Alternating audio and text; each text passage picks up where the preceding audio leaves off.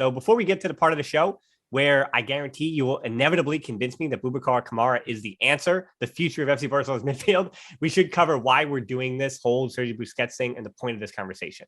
So you and I both this week, without speaking to each other, and I know you got it out first, so I'm the one who needs to answer up. But I just want to come clean. And earlier this week, you came out with a piece. And prior to you coming out with that piece, I immediately messaged you and said I was also working on a pretty comprehensive piece about the idea of, I'm using air quotes here as much as I can, replacing Busquets. But Domagoj, I think most Culés are sensible and understand what Busquets has meant to Barca and what he still offers. But I must say, with me releasing my piece, I was incredulous at the incredible number of people that said I was wrong to say that Busquets was irreplaceable, even though I spent the next 15 minutes giving more than 10 candidates to someday replace him. So luckily, I have poured my brain back into my head. So I think we should kind of start with that, as in Sergio Busquets, calling him irreplaceable, calling him a legend is actually even different things, because he's a legend. He's done a lot of things we're going to talk about throughout this, about qualities to replace, whatever. But first, we begin with his timeline, because I think people think that by me saying and complimenting Sergio Busquets today in January 27, 2022, in the year of our Lord, that I'm saying that Sergio Busquets is never going to be leaving Barcelona and he'll be there forever until the day he dies. But how do you see his timeline shaking out as you were trying to think about what it means to replace him? And even as you were choosing what players were potentially reasonable fitting his timeline? Well, I think this is a topic that was always going to get a mixed reaction, because you just cannot win with any arguments that you throw at people. Because if you say that Busquets needs to be benched or rotated or even permanently dropped, people will say, oh, you don't respect his legacy, you don't respect the legend that he's Busquets. And then if you say that Barca are unlikely to replace him like for like with someone like Frankie de Jong or Nico Gonzalez, they will say, oh, you don't like La Masia, or you hate Frankie, or you hate Ajax or stuff. So you just cannot win. And I was fully expecting that sort of avalanche of comments once I published my piece. But the truth is, Busquets is such a unique profile in world of football, even now at this day of age, even in modern football, that it's unlikely Barca just go into the market or just dig a player out that fits that mold perfectly and still addresses all the needs that the team has. And I feel like that's the first reason that why they won't really replace him like Fry, because there's just no such player out there. Well, maybe there is somewhere, a Busquets regen waiting just in the shadows, but I don't know at the moment.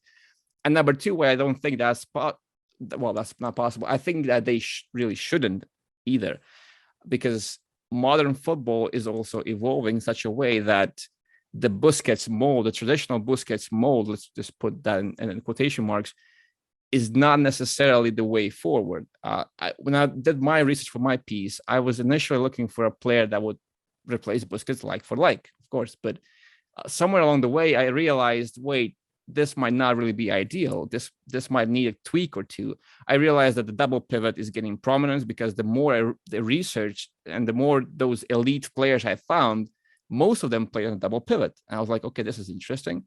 And the other thing is, the number 6 role as such, the pivot role, is evolving just like every other role is evolving in modern football. You have defenders who are not only defenders, but they're also playmakers from the back. You have forwards who are not only scoring goals, but they also need to drop deeper, create overloads, link up with players, they might play mix to a certain extent. And I think the number 6 role will also evolve in such a way that it's not only destroyers, it's not only deep lying playmakers, it's both. It's a mix of both.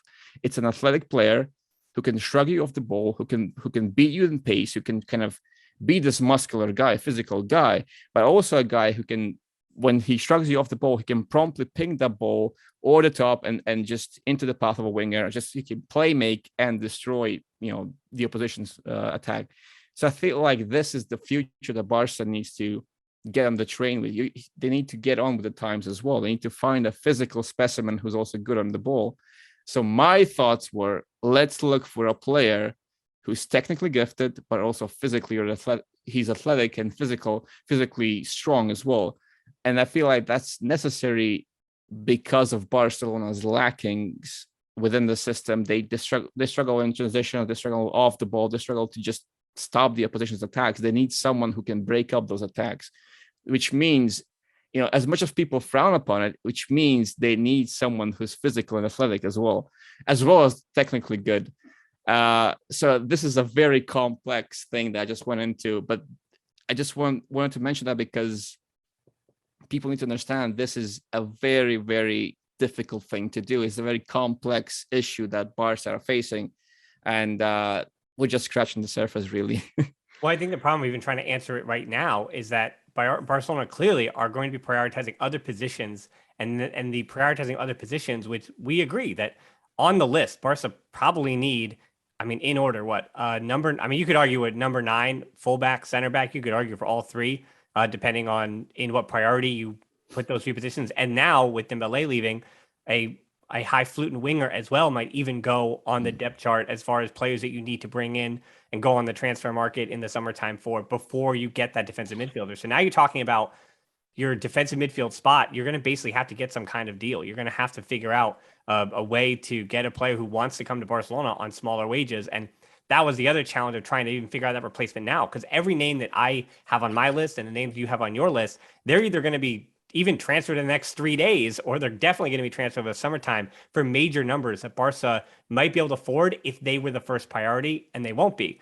And I think when I was thinking about that Sergio Busquets timeline, I think in saying, oh, Busquets, because I've said it many times that Busquets, I would hope, just like with Xavi's last season, which continues to be this ideal situation of how to bleed out a veteran and bleed out a club legend. You basically have him starting when he needs to, coming off the bench and serving this role.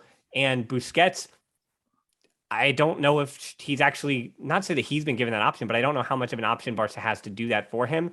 Because I just think of how essential he still is to the way that Barca ideally want to play. And unfortunately, as I've said before, his issues are not just his issues, a structural issue between him and Piqué and Alba, and in front of him, his ability to play with De Jong, the chemistry between those two that has never really come to fruition. So what is Busquets' timeline? I think Piqué's timeline matters. If Piqué is leaving over the summertime, and now you have a really athletic center back to join Araujo and Garcia in what I believe is going to be the three at the back, now Busquets has a bit more coverage, and he actually might succeed being a year older next year. Garcia and Araujo, as I said, their development matters. Do either of them going to be replaced? Is Araujo's contract? What's his situation look like? Because if you can't bring in some gigantic, huge center back, it becomes two problems where you can't really replace Busquets with money, and you need to go out on the market and find another center back. Alba's timeline matters, as I said, too. If you have a left back that is a little more capable of coming infield and defending in the middle of the field, unlike Alba, who doesn't really have the he doesn't win many aerial duels. Let's put it that way defensively. And then also Pedri, Nico, De Jong, and Gabi's timeline matters too. If any of those players, now I think those four are interesting because we're definitely going to be talking about Nico and De Jong. But for Gabi and Pedri in particular, I did get questions about, I don't know if you did either, but I got questions about why did I not mention Garcia and Pedri as potentially playing in not just a single pivot, but a double pivot. And my answer was, I think Garcia and his progressive passing is necessary on the back line, and especially the three at the back, and I wouldn't want to move him forward. And for Pedri, I think he's just so important in that final third. He's just so much more valuable there. So Barca I'd want to reinforce the deeper position, as you mentioned, and let Pedri go to work upfield. Because where I kept going was the same place. We got to the same conclusion that I was surprised looking at the names. I mean, I think you looked at more than me, 362 or whatever your list was. I think I started with like 30 and then narrowed it down to 11. But as far as all the players I looked at, so many of them over and over again, as I watched these teams, were playing in double pivots. And people are like, oh, that's not Barcelona. But it is, because again, watch what Xavi had put at Al Sadd, watch what he's tried to institute, and watch what he ideally wants to institute with Barcelona. He wants to put forward a 3-4-3 with a double pivot and two high interiors. And that is clear. And of all the teams that we looked at, and we're going to give it away before we go on our candidates, but I know you and I watched a bunch of Lyon for this video. I watched a little bit of Nice. I watched a bit of Monaco. And as I continued to watch those teams, and even Marseille, so I was watching a lot of Ligue 1 to give that away, and so were you. And watching those games, pretty much every one of those teams plays with a double pivot. And all these guys are, as you said, being picked up, not as sixes, but as these 6-8 hybrids, because the four things when I looked to try to replace Busquets, and then you looked much more at numbers than I did in the metrics, but the four things I was looking for, even with the eye test, is, are they elite at reading the game offensively? Are they elite at reading the game defensively? Are they elite at long balls? And are they elite at controlling the pace of the game? Because those four qualities, I think at the elite level, complement De Jong and Nico, as opposed to being redundant to what Nico and De Jong add, because that's the whole point.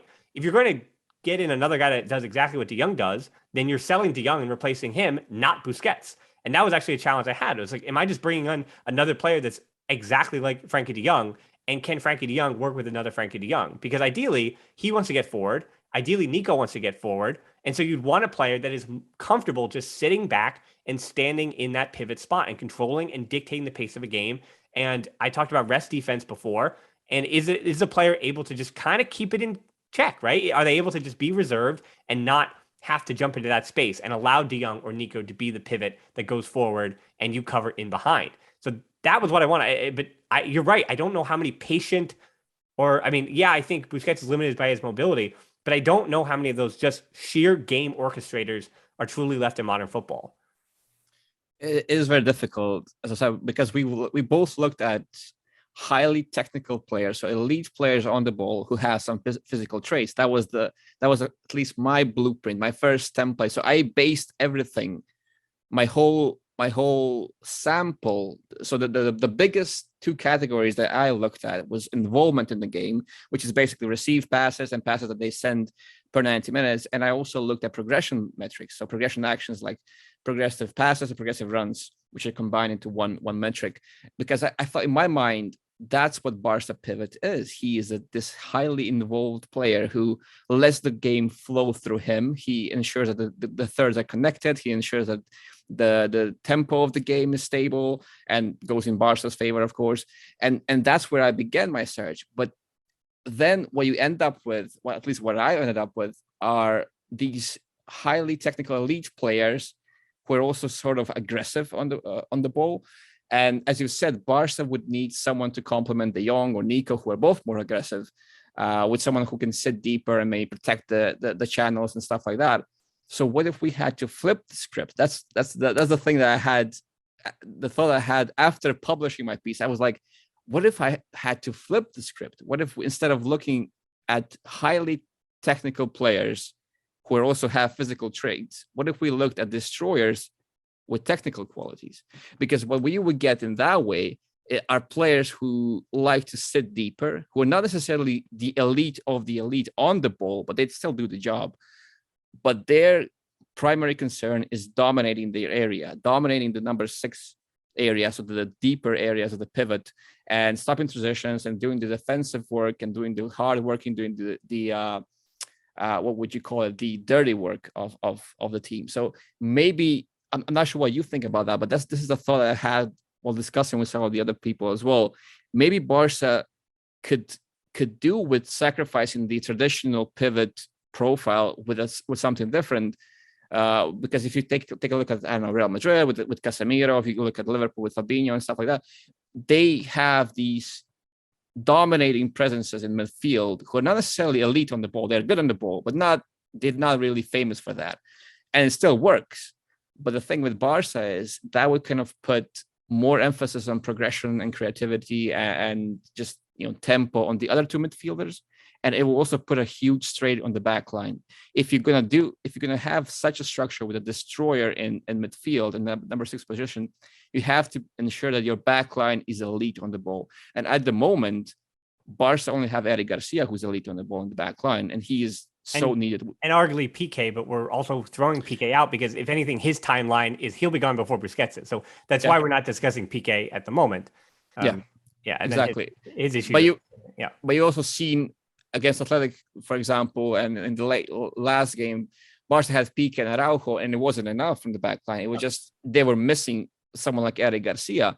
And imagine if Busquets isn't there, because Busquets kept dropping deeper because of that same problem, because the back line wasn't just progressive enough.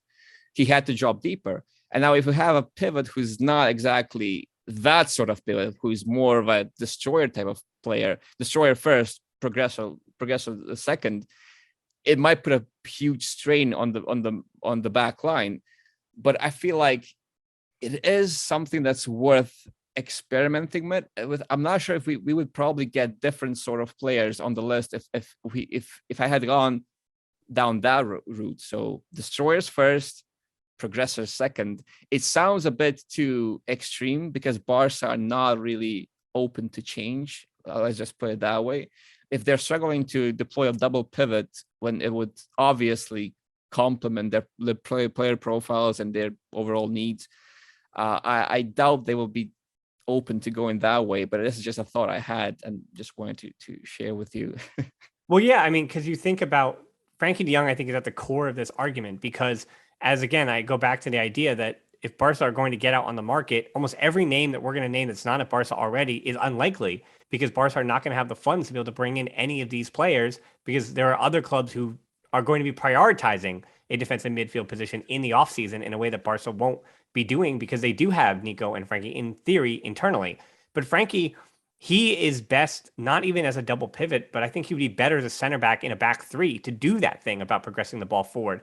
And I think what keeps him and Nico from me saying, well, I mean, and you look at the single pivot thing, right? There was two names that came up as can handle a job of a single pivot at that elite level where they do all the things that we're asking for from an elite level single pivot. And that is Rodri at Man City. And that is Kimmich at Bayern Munich. Those are the two players. And I think it also helps that the rest of their 10 players around them are elite at their jobs as well. And so it enhances their ability to do that. So Barcelona are, I'd say, 4 to 5 world-class players away at this juncture, unfortunately, from being able to say, hey, that single pivot, that's their job because everybody around them does these exact things because all of those players, I mean, we're even now comparing a Pedri to Kevin De Bruyne, right? Where De Bruyne is completely in his prime and Pedri is still on the way up as good as Pedri is. He's Barca's best player at 19 years old, and yet there's still even room to grow there as far as his ability to even take pressure off.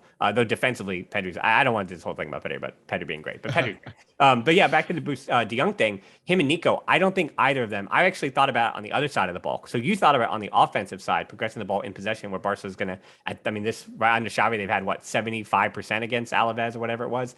But I don't think either of them read the game defensively at an elite level to be a single pivot. So no matter what, it is going to be a double pivot, I think, with Frankie and Nico. And so you get to thinking of why doesn't a double pivot with Frankie de Jong and Busquets work? Because in theory, Busquets stays put and de Jong gets forward and he covers in for him in behind. But it doesn't seem to work that way, where even against Alaves, Frankie de Jong didn't have the coverage he needed to get forward until Nico also came on the field. And you added another midfielder against that narrow block that Alaves had set up. And so to me, actually, looking at Nico with Barca B when he was a lone pivot there, he's not ready yet. And I think there's a reason why Koeman and Xavi, but I think Busquets is a big reason for this, but why Nico hasn't really even been put on for Busquets, right? He's never come on for Busquets to be the double pivot or whatever. He's come on a little farther up the field all the time to use his action, use his energy, and use his quickness. So we're talking down the road. Does Nico have the skill set? Is he actually an elite defensive reader of the game someday to be able to do that job? But now we're talking about progress and we're talking about how much investment is Xavi going to put in making those skills potentially for Nico and unveiling those. And is that fit Busquets' timeline and Nico's timeline? Is he going to be ready for that job? But even the double pivot part of it for Nico, is he going to be able to handle wanting to get forward and keeping that in check? Because again, I continue to go back. What's a player that's just going to stay put for de Jong so de Jong can get forward or that Nico can get forward for that? So just shifting gears a little bit, I think the player I actually want to start with is we had 3 players on both of our lists who I want to talk about individually. I know none of them are probably going to be at FC Barcelona, but I think this is what people kind of want to hear about why we chose these players in particular.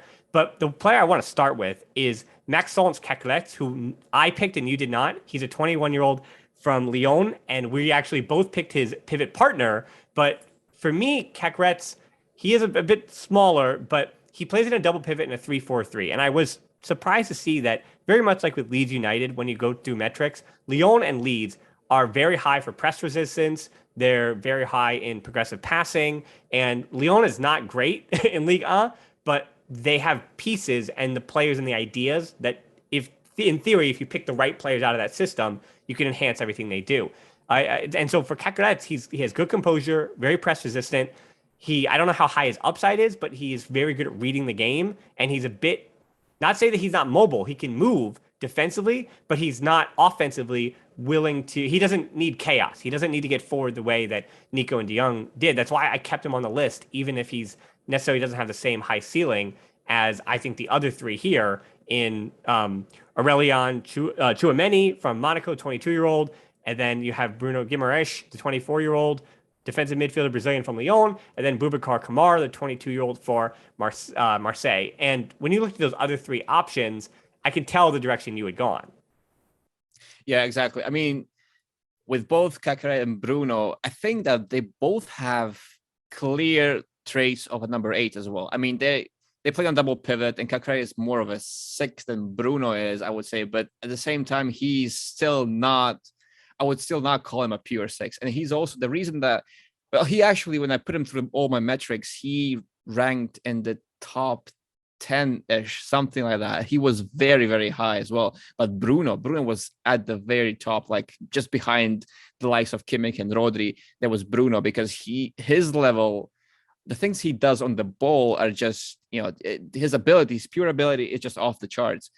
The problem I have with Bruno is his defensive side. You spoke about this, about Busquets, that he has this reading of the game. His defensive quality is just reading the game well, and then just being one step ahead of his opponents. Bruno doesn't have that. He is amazing on the ball, but defensively, he's very hardworking. He will press. He will make recoveries. He can run for a long time, and he is very fast. So you can definitely use that in defensive transitions, but he doesn't really have the reading of the game. He doesn't have that defensive intelligence. And that was my biggest problem with Bruno. I still put him on the list because his ability is just extraordinary. He is just, at the moment, he is one of the top midfielders on the planet. I just had to say that. And I saw his numbers, and when I watched him play, when I made it I had radars made for all the players, he was just outstanding. I just could not put him on the list. But he is not the ideal choice because of that defensive side of the things, and he excels just having the freedom to go forward. And if you bring him in and put him next to De Jong, you have a problem that they both like to do the same thing. They both like to go forward. You have two more aggressive pivots, and you don't have a pivot who likes to sit deep and just be stationary. Kakare is more like that. I think he fits more in that sense, but he's also a bit more slender. He's not as athletic as Bruno is. And I feel like Barca really, if their next pivot really needs to be athletic, because he has to be able to cover a lot of ground. He needs to be able to cover it quickly, and he needs to be able to dominate duels and just direct confrontations and challenges with the opposition. And that's why ultimately I think that's why he kind of fell down the rankings, and I ultimately didn't pick him, because just the physical aspect and the athletic side was not really there. Yeah, I mean, it's interesting when we talk about, again, that difference between a player like Bruno and then a player like, I haven't had on my list, I had Martin Zubamendi from Real Sociedad, who is a Spanish international, has debuted under Luis Enrique, is having trouble even like being the starter. But in the case of Zubamendi and the case of Caceres, they're, again, a little less get forward, a little less of a destroyer, but they've also never been asked to be the hub of their team. And I think that's the one thing when I was looking at your metrics was when you extrapolate what Caceres does, let's say, as a hub of the team with just almost double his touches, honestly. And then Zubamendi the same. What happens when you increase their touches to the point where they are the not lone pivot, if you will, but a lone or double pivot where they are the hub of that team and they are the metronome that gets everything going. And then at the point where now we're saying, okay, Zubamendi and Caceres, we're starting to feel like, we're trying to replace Busquets 1v1, like for like, and then you immediately fall short because there's no way that Caceres, even though they're both 21 and then Zubamendi's about to be 23, even at those ages, and they're so in theory growing and getting better, they're in no way going to ever be able to hold a candle to what Busquets does in a way that, again, Barca fans, they're saying, hey, we had Busquets for a long time, and we see that Man City has got Rodri and Bayern has Kimmich. Barcelona, where's that guy for Barcelona? And again, it's a reminder that it's so hard to find that player that you're asking for something else. And the two players, and I agree with you on Bruno, and it's funny that even in my video yesterday, we're talking 24 hours, I had said that he was the 1B, because I think I agree with you that he would just make Barcelona so dynamic and it would create more problems, but it might not if Barcelona is able to fortify their defense. So it really does. Squad construction matters, but Guimaraes is kind of also he's probably going to Newcastle anyway, and that's going to be a done deal. Then his wages are going to be never to be found again. But he was also so press resistant, and that's why you're right. Metrics wise, he had to be on some kind of list. He deserves to be on that list. But the two names I think that should be at the top of the queue that you and I both agree on, that is, I think, really truly the 1A and the 1B. With I'm going to say it's 1 and 2 because, and for very different reasons. But Aurelian Tchouameni, which I've said 100 times in the last few days, and yet I still can't get it out of my mouth. The 22-year-old from Monaco can play as a single pivot or a double pivot. He has, I think, the highest defensive upside of anybody on this list. He's terrific. I'm actually watching Monaco. I was really impressed at how well he delivers long balls, because I think we have a way of looking at a player like him and looking just how physical he is and saying that player is not going to be as technically astute as we think he is. He's not going to be able to play long balls, but I was so impressed with his long balls and reading of the game offensively even. And unfortunately, that's very problematic because he's likely outside of Barca's price range. It headed, I'd say, to the EPL in the summertime for, we're talking 55, 65 million euros. Now, Madrid came out with him today, which tells you that Barca might actually be interested behind the scenes, that they said that they want him and Camavinga, but Casemiro is still there. So that's a problem they're going to have anyway. But yeah, Tchouaméni was the name that just, of all else, it's just his defensive reading of the game, you cannot get wrong. And that goes back to the fact that for what Nico and De Jong and Pedri and Gavi can do moving forward for you, what Eric Garcia could do with his progressive passing, having another guy at the back alongside Araujo to say, hey, shutting everything down. If we lose the ball, we're going to get it right back and jam it right down their throats. And I don't think any player under the age of 23 in world football does that like Tchouaméni does. Now, Kamara, as far as elite reading of the game, was the other thing why he, as I said, as I ruminate on it, him being a free agent, he's going to have a lot of suitors, yes, but him being a free agent in the summertime, if he wants to come to Barca and Barca have a good pitch for him and say, hey, Busquets next season for the 2022, we talked about timeline for the 2022-23 season, he's going to be on the bench a bit more. He's going to be willing to be rotated. And we were going to play a double pivot and you're going to get half the starts or more. And you're going to be one of our number sixes of the future. And if they can sell Kamara on that, now you're talking about an opportunity to potentially bring that kind of player in. A 22-year-old from Marseille, who he is also for Marseille this year, played in a single pivot or a double pivot. And I think while being versatile is important, unlike Eric Garcia, his time, that being Kamara's at center back, I think helped him learn the game from the defensive side of things. And I actually think he also, along with Tchouaméni, is an elite reader of the game defensively. And his metrics also, this is actually an example too, where you're seeing some of your research push me to reevaluate my thoughts on Kamara. Because when I saw him, I was so impressed by his elite defensive reading.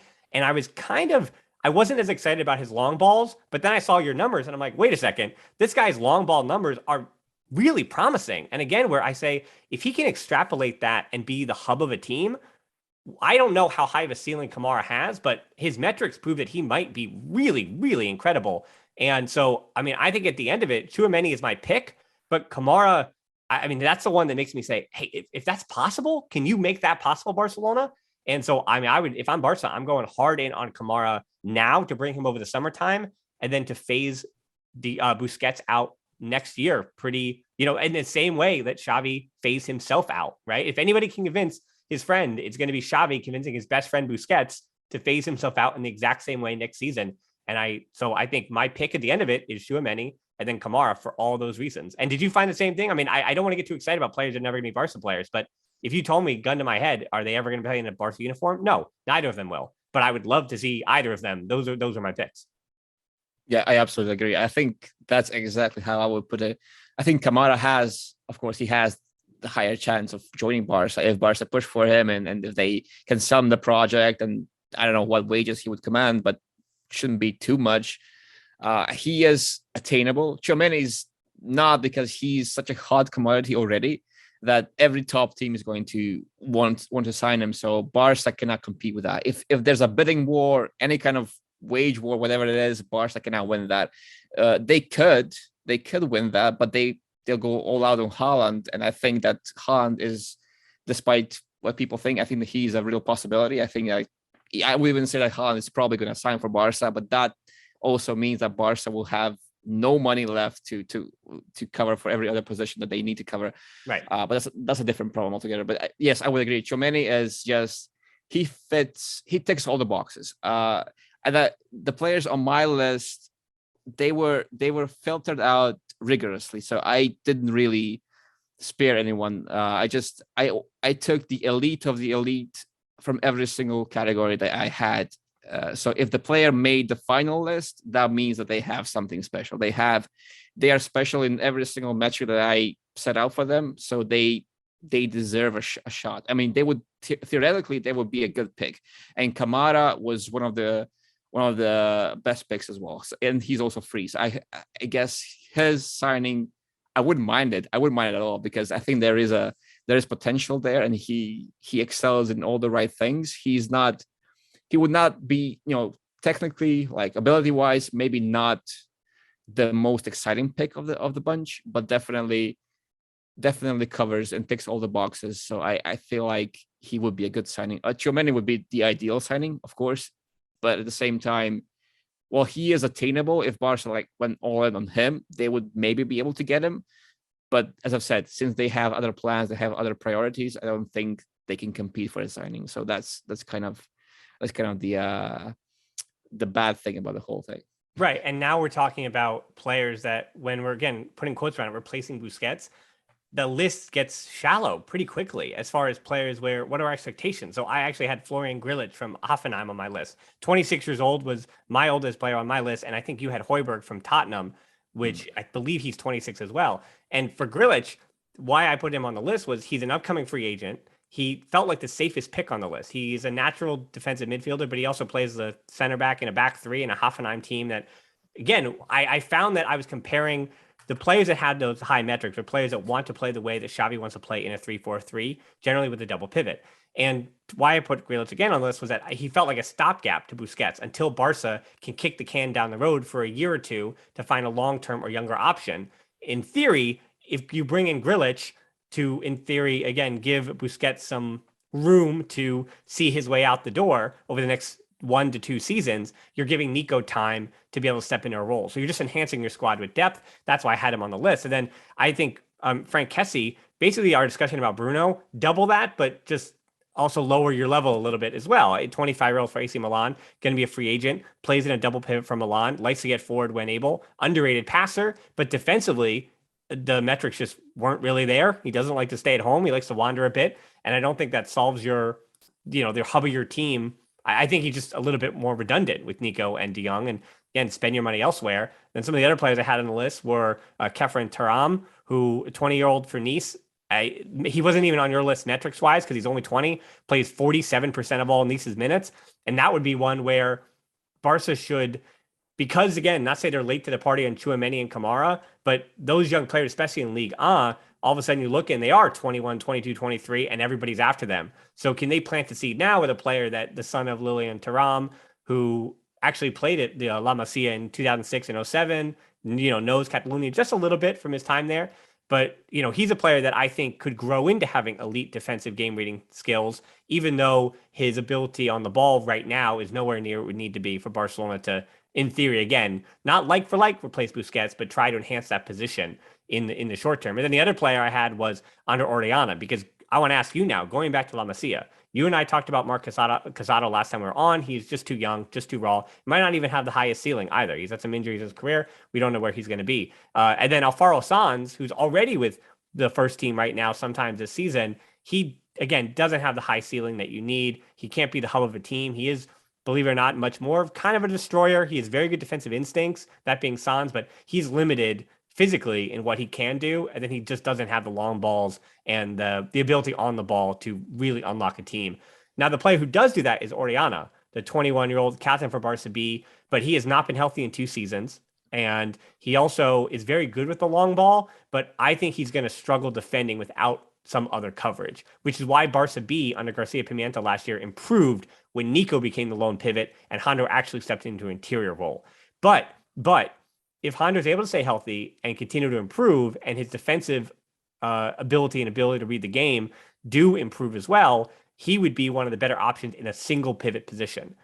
But that's a lot to ask of Jandro. So it's kind of unfair to put him on that list, because at 21, if he was 19, I think it's a different conversation. But now that he's 21, now that he hasn't been able to be healthy, I don't think he's going to be able to fill in his game with everything he needs to be trusted to be that player. Even in a double pivot, I mean, I think he has the right understanding of what he needs to do, because he's been groomed as a Barca pivot, but I just don't think he's good enough, unfortunately. Yeah, I would agree. The thing with replacing Busquets with a Busquets replica, which Jandro really is, I think that he mimics Busquets' profile. Well, Really, really good. And the same for Casado as well. I'm a big fan, but as you said, we just cannot really predict that. The thing is, if you want to replace Busquets with a profile that's identical to Busquets, you will likely, as we've concluded already, you'll likely find players that fit the profile, but their ability is just not there. Yep. So players like Zubimendi, for example, as you mentioned, or Caceres, they could emulate the Busquets profile, but they will be a huge step down from what the original is. So, and I feel like even the players like Rodri, for example, who is like one-on-one, he's a like for like as a like for like can get. Let's just put it that way. That's Rodri, and he's also tall. He can read the game well as well, and he's defensively okay. He's not elite, but he's okay. But those players, I feel like if you put Rodri in this current Barcelona squad, I think he struggles, maybe not the same way as Busquets, but he will have similar issues to Busquets because just because he is the same profile as Busquets and he's not playing in a inch perfect Manchester City structure. He's playing in a pretty faulty Barcelona structure, and he would struggle in the same way. That's why I'm saying Barcelona needs someone who has the athleticism, because they need to have the physical attributes to cover up for the flaws of the system, so to speak. Let's just put it that way. And that's why I ultimately feel like a change in the system, a change in the search for a Busquets replacement needs to be implemented. Because if you look for a direct replica, you'll just find a player who's not as good as Busquets. That's number one. And you find a player who will, even if he's good on the ball, he will have the same issues or the same similar flaws that Busquets has, and he will still struggle in this Barca system. That's the main thing, and that's why I have players like Højbjerg, for example, on my list, that was a big surprise for me as well. I saw him top every single match, not every single match, but he was among the top players at the end of the day in my final list, and was like, oh, this is surprising. So I went and scouted him a bit more, and he is maybe limited in one dimension on the ball. He's not really Busquets on the ball, not even close, but he does the dirty work. He wins duels. He's physical. He's athletic. He can run. He can cover for his teammates. So he is the other side of the coin that I mentioned. He may not be the pure destroyer, but he is still a player who can win you these duels. He can be physical, who can run a lot, but who can also do the job in the passing and progressive metrics. Because if he couldn't do the job, he wouldn't really made it that far on my list. Because I was, as I said, I was very rigorous in the way I filter the players. So I feel like maybe that could be a potential direction in which Barca could go, because even the players like Jandro Irana or Casado or Rodri or Kimmich, for that matter, they would emulate Busquets maybe on the ball, but off the ball, they would have similar issues if they're not really playing in a structure that can mask their flaws, mask their physical deficiency, let's just put it that way, and somehow highlight their strengths, which Barca at the moment, they're not doing a good job at masking Busquets' flaws. But when you look at that, it's a big issue, because Busquets' positioning and how do you deploy him is a big issue. If you deploy him far too high, then he suffers in defensive transitions. He cannot really cover that ground. Yeah. If you deploy him far too deep, Barca cannot press high because Busquets doesn't have the time to cover that ground going forward. And then you have a pressing structure that's not compact, and then you suffer in that regard. So I feel like as much as we don't like to mention physicality, we don't like to mention athleticism, we don't like to mention speed and all that stuff, Busquets was never about that. I admit that, but the times have changed, and you really need that blend of physicality and technique at this point. Yeah, there aren't players who are just out there to get a tackle. Players at this top level are able to all play a pretty decent ball. And I think we're going to try to wrap this up here. I think the through lines that we continue to work through with Busquets is that Busquets, like all the other legends that Barca have been incapable of replacing. And that is, and I'm not just talking about Messi, I'm talking about Jordi Alba, I'm talking about Dani Alves. And what they did in particular when Barca were playing at its best was 10 years ago. And not that football has changed, but those players and those legends were so elite at the jobs they did that they were able to stick around beyond when Barcelona should have been replacing them. And then it's, again, another unfortunate result or reality of the Bartomeu regime, that poor squad planning for 6 or 7 years or 8 years or whatever it is, whatever we're at now, a failure for certain La Masia players to break through, a failure for transfers to make any gosh darn sense for a long time. I mean, it's weird in the Laporta era. I feel so vindicated about how I felt about Coutinho and how I felt about Griezmann and all those deals, because Barcelona was not fortifying for the future what they needed to fortify when they had. And that's going to continue to be a problem now for another season or two, where you might get a Ferran Torres and players will come in now, maybe even quick and short order, because we look at the free agents of Mezraoui, and you will have players that are going to make sense and potentially be the upgrades that Barca need. But to replace, and they're continuing to try to replace this generation from 10 years ago. And it's just continuing to happen because of the standards that those players set. And that's why, in conclusion, what we came to, both of us, over and over again, was that the way that football is played today, because for a while there, every team wanted to have their own Busquets, but almost every team learned that what he does in terms of his ability to be the hub of a team offensively, to be press resistant, to read the game defensively at an elite level, and continue to close out all those clearest spaces. If you have a team around him that supports him not getting caught in an island, that's important. And it takes some world-class players to do that. But all the things he did for so long, there's almost nobody like him left, or not even left, but around. Like, you can't, he is a 1v1, just like Xavi, just like Iniesta and Alves and Messi and Puyol. Like, they're 1v1 players. So replacing them is physically impossible. But the reason we're having this conversation now is that while we may not have even mentioned the next midfielder that Barcelona purchase, and even if the next one they get, let's say they get Frank Kessie, he might disappoint because he's not going to be Busquets. He's certainly not going to be able to do almost any of those jobs. He's just going to be an entirely different look to the midfield. So again, the final point I think here, and then I'll let you wrap it up, Domagoj, is that when Busquets is phased out, either next season, I mean, I guess I'm hoping it's not 2 seasons because he'll be 35 at that point. So next season, as Busquets is being phased out, Barca is going to look entirely different. They're likely going to play a double pivot. And the good news the silver lining I have, is that Xavi is fully aware that a change was coming. That's why the names he's being linked to for next season, like Azpilicueta, who may be 33, but what does he do? He plays in a back three. He's a progressive ball-playing center back who's pretty good defensively, adds leadership, and plays in a back three. And then even the likes of Morata's a number 9 who works hard, presses high, and is going to fight and can put in some goals when he's put in the proper positions. And so those two players in particular that are always rumored with Barca just remind you that Xavi wants to play a 3-4-3 with 2 high interiors and be very much on the press, suffocate an opponent, have a lot of possession in the way that Barcelona fans want to see possession. So the way that we think of Barcelona is changing ever so slightly with modern football, but it's also changing on the personnel that Barca are able to bring in. So that's why the names that we mentioned, I think, fit the future of what Barcelona is going to be. But in the same essence, if Barcelona are winning with Pedri and Gavi and Nico and De Jong and Ansu Fati, I almost said Adama Traore. I mean, who knows? Who knows? He scores 15 goals this season or 20 goals this season, then they buy him for 30, whatever. And Ansu Fati and Eric Garcia, that's still going to look like Barcelona. I promise. I mean, Xavi on the freaking bench. Like, it's going to be Barcelona. Don't you worry. But it's going to be different because Busquets was just so irreplaceable for so long. And that's the conclusion I get with. And I think that nuance to understand that Busquets is irreplaceable because of what he's done for so long, yet also is going to need to be replaced. So how do you answer that question? I think it's what we did for how many hours did you spend, Domagoj, right, over the last trying to figure that out. And I think it's still a question that Barcelona, after all the names that we mentioned, we didn't find the one, because we didn't find a player that's going to be, reasonably priced and able to do almost any of the things he does. It's going to be a change in formation and an expensive player, or it's going to be somebody internally who doesn't really fit.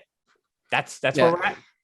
Yes, exactly. I feel like that's the conclusion that everyone has to accept, is that if Barca are looking for a like-for-like replacement for Busquets, who's just going to come in and do everything Busquets does at the same level, that's not going to happen. It's just impossible because that player doesn't exist. So the only way to replace Busquets properly is to slightly tweak the system, slightly tweak your approach so that you can fit in other profiles that you have, and then you can replace Busquets that way. You just have to do something different.